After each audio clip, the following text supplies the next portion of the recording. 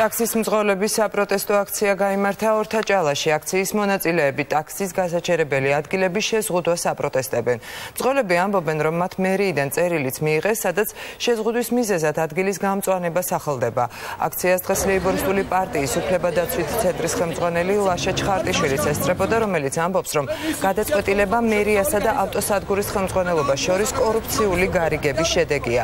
აქციის მონაწილეებს თბილისის სატრანსპორტო სამსახურის ხელმძღვანელი მამუკა მუმლაძე პასუხობს და აცხადებს, რომ მერია ტაქსების პარკინგისთვის განკუთვნილი ადგილის გამწვანებას მართლაც გეგმავს და პროექტი უკვე მომავალი თვიდან დაიწყება.